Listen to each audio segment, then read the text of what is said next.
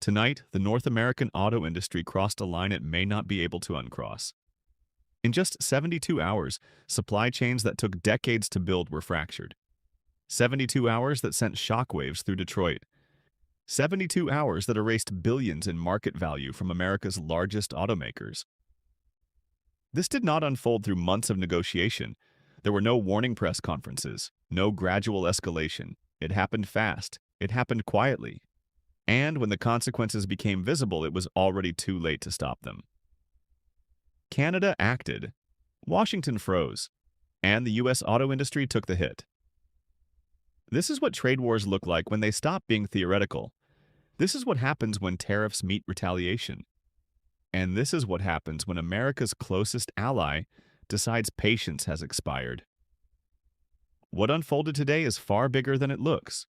For nearly 18 months, the warning signs were there, not in official statements, not in press releases, but in the silences between them.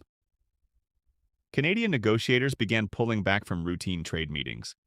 Diplomatic backchannels slowed, then went quiet. Industry analysts noticed something unusual. Canada stopped signaling. And in trade policy, silence is never neutral. Canada has always been methodical, patient, predictable. When tariffs were first imposed by Washington, Ottawa responded with restraint. Measured countersteps, symbolic gestures. But recently, that restraint vanished. Behind the scenes, Canada began stockpiling alternative supplier agreements, quietly coordinating with European and Asian partners, preparing contingency plans most Americans never saw coming. Economists who track cross-border commerce notice the shift immediately. Because whenever Canada goes quiet, it means something loud is coming. Early this morning, the Canadian Ministry of Finance made its move.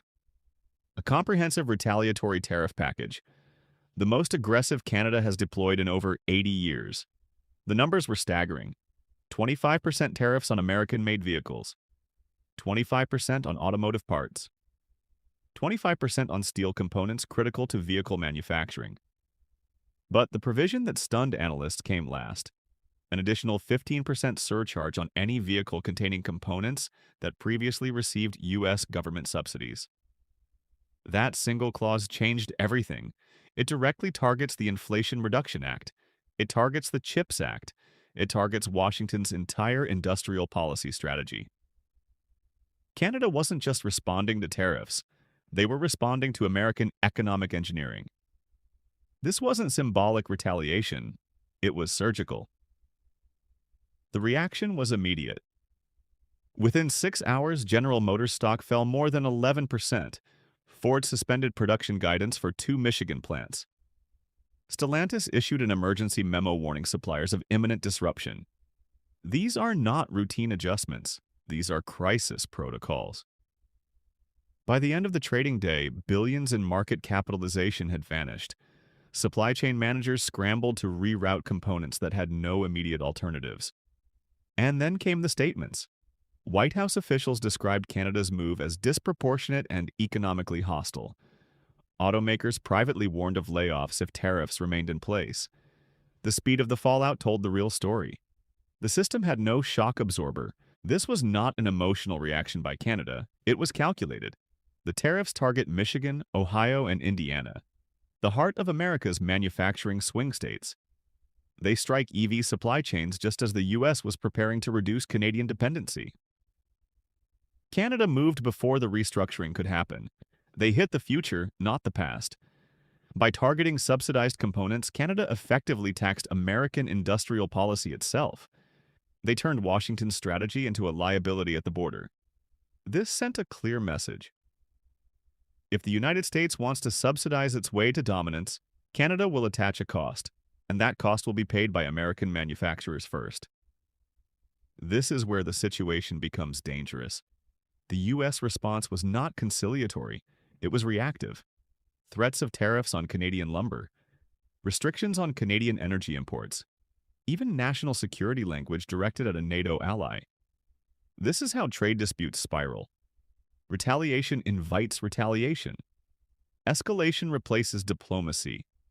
And economic policy becomes political theater. Canada noticed.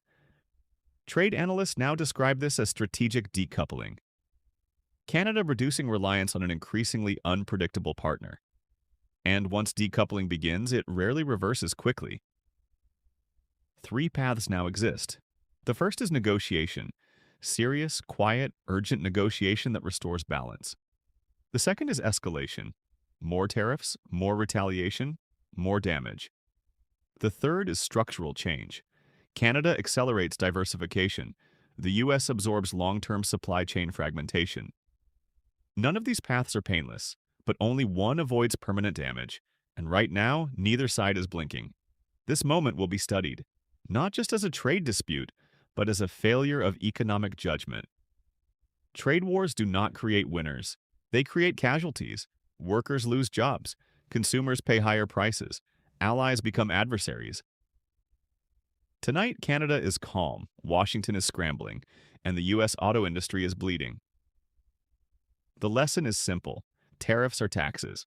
Retaliation is inevitable. And respect is not optional in global trade. This story is far from over, and the next move may determine the future of North American manufacturing.